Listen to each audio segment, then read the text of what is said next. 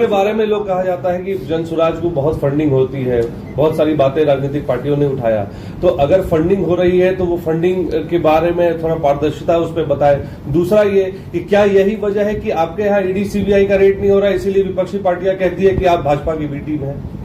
पहली बात जो आपने दूसरा सवाल पूछा कि सोनिया गांधी पर ईडी सीबीआई का रेड हुआ है, क्या सोनिया गांधी पर ईडी सीबीआई का रेड हुआ है?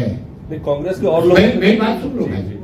आपका अगर तर्क ये है कि जिस पर भी ईडी सीबीआई का रेड न हो वो भाजपा का बी टीम है, तब तो सोनिया गांधी पर भी ईडी सीबीआई का रेड नहीं हुआ है। प्रियंका गांधी, राहुल गांधी के घर पर भी छापा नहीं पड़ा है, तो क्या भाजपा की बी टीम है? भाजपा की बी टीम है, ये कौन कह रहा है? ये राजद वाले कह रहे हैं। स्वाभाविक है, उनका वोट खिसक रहा है।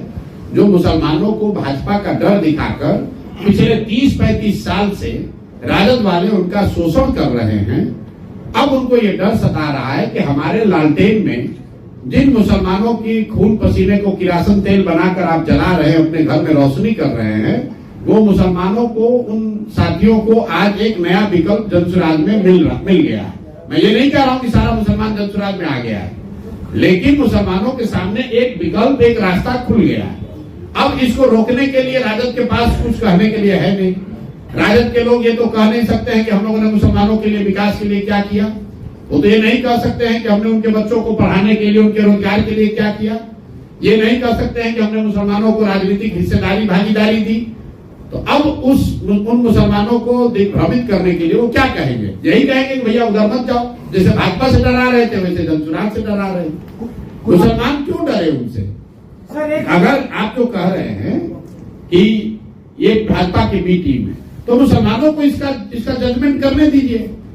जब मुसलमानों पर सबसे बड़ा संकट आया सीए एनआरसी का, तो तेजस्वी यादव गए थे लड़ने, कि राहुल गांधी गए थे, कि अखिलेश यादव गए थे?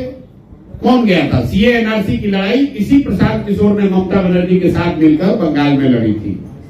जिस नीतीश कुमार की आप बात कर रहे हैं, ये सीए एनआरसी कानून बनाने के पक्ष में इस आदमी ने वोट किया था। जैसे आज वक्फ का कानून बनाने के पक्ष में नीतीश कुमार वोट कर रहे हैं, उसी तरह सीए एनआरसी के पक्ष में भी इन्होंने वोट किया था।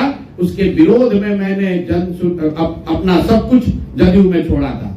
यहाँ कोई मुखिया ही नहीं छोड़ता है।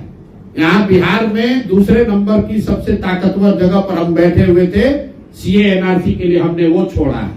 और आप कह रहे हैं कि हम भाजपा के भी टीम है, तो भैया मुसलमानों को इसका निर्णय लेने दीजिए। हम कोई हिंदू मुसलमान की, अगड़े पिछड़े की राजनीति करते नहीं है। हम लोग बिहार की राजनीति कर रहे हैं, बिहार के बच्चों की बात कर रहे हैं, उनके शिक्षा और रोजगार की बात कर रहे हैं। जिसको अच्छा लगे वो जुड़े, जिसको अच्छा न लगे उसको कोई बात नहीं, वो जिसके साथ रहना चाहता है रहे। सड़क पर नमाज को लेकर राजनीति हो रही है सर, क्या कहेंगे?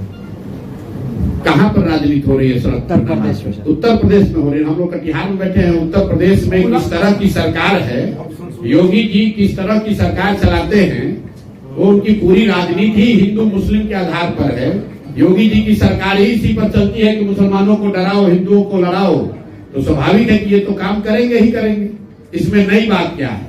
लेकिन उत्तर प्रदेश और बिहार में फर्क है, और यहाँ पर ये चीज कभी स्वीकार्य नहीं हो सकती है। यहाँ पर लंबे समय से हिंदू मुसलमान साथ में रहते आए हैं, और मैं नहीं समझता हूँ कि यूपी की तरह बिहार में पोलराइजेशन धर्म के आधार पर किया जा सकता है। यहाँ सिर्फ धर्म के नाम पर कुछ लोग मुसलमानों को डरा सकते हैं, लेकिन यहाँ पर हिंदू मुस्लिम पोलराइजेशन यहाँ के इतिहास में, यहाँ की जमीन में अभी तक नहीं रहा है। और हम लोग की कामना है, ऐसी इच्छा है कि आगे भी न रहे, बिहार बिहार बना रहे, यूपी न बने। कटिहार खासकर देश के महत्वपूर्ण रणनीतिकार माने जाते हैं आप, आपकी प्रसिद्धि रही है।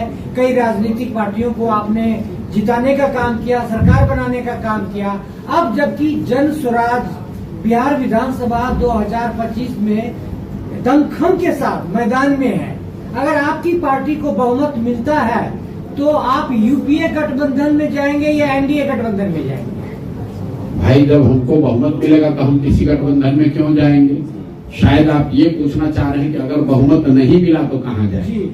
तो बहुमत नहीं मिला तो हम लोग विपक्ष में बैठेंगे। हम लोग, सवाल ही नहीं है, न चुनाव से पहले, न चुनाव के बाद, न 2025 में, न 2029 में। जब तक इस दल के कर्ता धर्ता के तौर पर मेरी भूमिका है, तब तक किसी भी तरह का कोई गठजोड़, कोई गठबंधन नहीं हो सकता है। जिस ईमानदारी और शुद्धता की बात कहकर इस प्रयास को हमने शुरू किया है, वो उस प्रयास के ईमानदारी और शुद्धता में कभी कोई कॉम्प्रोमाइज हो नहीं सकता है।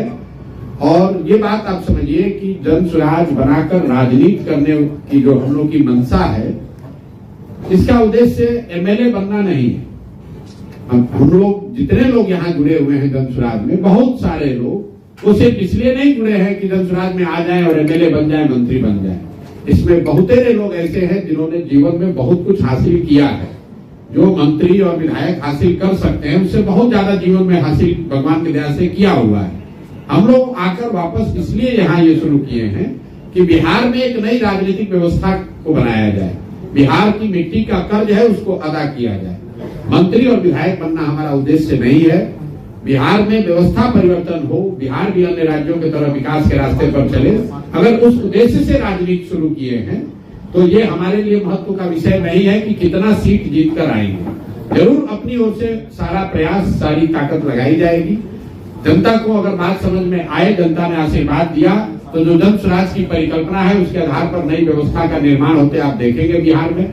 लेकिन अगर किसी वजह से सफलता न भी मिले तो भी चाहे 5 वर्ष लगे, 10 वर्ष लगे, जन स्वराज में हम लोग पीछे हटने वाले नहीं हैं। किसी तरह का वैचारिक या व्यवहारिक, मैं फिर से दोहरा देता हूं, ना वैचारिक ना व्यवहारिक, किसी तरह का कोई डाइल्यूशन, कोई गठबंधन नहीं होगा। शुद्धता और ईमानदारी इसकी मूलधन हम लोग का वही है और उसको हम लोग खोकर आगे राजनीति नहीं करना चाहते हैं। इसलिए जन स्वराज अपने दम पर ही चुनाव लड़ेगा, अपने विचार, अपने प्रयास के आधार पर चुनाव लड़ेगा। और हम लोग को विश्वास है कि बिहार की जनता जो 30-35 साल से विकल्प ढूंढ रही थी, उसको जन स्वराज में वो नया विकल्प दिखेगा। सर, नीतीश कुमार ने फिर बोला है कि आप पलटी नहीं मारेंगे और अमित शाह भी आ रहे हैं आज, तो क्या कहना चाहेंगे इस पे आप? तो नीतीश कुमार पलटी नहीं मारेंगे, ये कोई नया बयान तो है नहीं। तो हर 6 महीना पर ये बयान देते हैं और फिर पलट जाते हैं, फिर कहते हैं कि नहीं पलटेंगे। नीतीश कुमार पलटी मार है ये खबर नहीं। खबर ये है या विचार योग्य बात ये है कि क्या नीतीश कुमार अकेले पलटी मार हैं कि राजद और भाजपा वाले भी बिहार में पलटी मार हैं? नीतीश कुमार पलटी इसलिए मार पा रहे हैं क्योंकि दूसरे दल भी उनके साथ पलटी मारने को तैयार है। आपको याद होगा जब पिछली बार नीतीश कुमार महागठबंधन में गए थे, तो जिस अमित शाह की आप बात कर रहे हैं, यही अमित शाह आकर कहे थे कि नीतीश कुमार के लिए अब दरवाजे बंद हैं। तो जो मजाक में लोग कहते हैं कि अमित शाह दरवाजा तो बंद किए थे, शायद चिटकिनी लगाना भूल गए थे। फिर नीतीश कुमार के साथ गलबैया कर रहे हैं। जो तेजस्वी यादव चिल्लाकर 2 साल तक नीतीश कुमार को पलटू चाचा कह रहे थे, जब नीतीश कुमार पलटकर उनके पास गए तो उनको फिर वो विकास पुरुष बताने लगे। तो ये पलटी मार राजनीति से बिहार का जो नुकसान हुआ है, उससे निकलने का एकमात्र तरीका है जन स्वराज। और अमित शाह बिहार आ रहे हैं, ये कोई खबर थोड़ी ना है। अब खबर ये है कि आगे चुनाव है नवंबर में, तो अभी से लेकर नवंबर तक अमित शाह और मोदी जी को बिहार ही दिखेगा। बिहार की चिंता सताएगी, सारे केंद्र की योजनाओं की घोषणा बिहार से होगी। बिहार में विक्रमशिला और नालंदा भी कभी था, इसकी चर्चा होगी। बिहार के गौरवशाली इतिहास की चर्चा लोग करेंगे, लेकिन ये नहीं बताएंगे कि पिछले 14-15 साल में दिल्ली में रहते हुए आपने बिहार के लोगों के पढ़ाई के लिए, रोजगार के लिए क्या किया। ये नहीं बताएंगे कि सूरत में, गुजरात में जो 5 लाख बच्चे बिहार के मजदूरी कर रहे हैं, वो कब आकर बिहार में अपने लिए रोजी रोजगार ढूंढ पाएंगे। तो ये कोई नई बात नहीं है। जहाँ ये पिछले 10 साल से हम लोग देख रहे हैं, मोदी शाह जहां चुनाव होता है वहीं पर ये लोग कैंप करते हैं, वहीं पर आते हैं। अब जैसे बिहार में चुनाव खत्म होगा तो इनको बंगाल और तमिलनाडु दिखने लगेगा। फिर चुनाव खत्म होने के बाद मोदी जी नहीं दिखेंगे, लेकिन अभी चुनाव है तो मोदी जी और शाह उनको यही दिखना है, बिहार ही आना, इसमें नहीं बात क्या है। सर एक सवाल है कि बीजेपी को लेकर जदयू गठबंधन और कांग्रेस आरजेडी गठबंधन दोनों में से किसी एक को चुनना हो तो आप किसे चुनेंगे? किसी को नहीं चुनेंगे। मैंने आपको बता दिया कि भाई बिहार में 243 सीट है, हम लोग 243 सीट लड़ रहे हैं। तो आप बताइए कि किसके साथ गठबंधन हो सकता है? सीट तो बढ़ नहीं सकता है। तो जब हम सीट छोड़ने को तैयार ही नहीं है तो कैसे गठबंधन होगा? आपने कहा चुनाव के बाद क्या कीजिएगा, तो चुनाव के बाद हमारा पूरा विश्वास है कि धनसुराज को अपने दम पर बहुमत मिलेगा।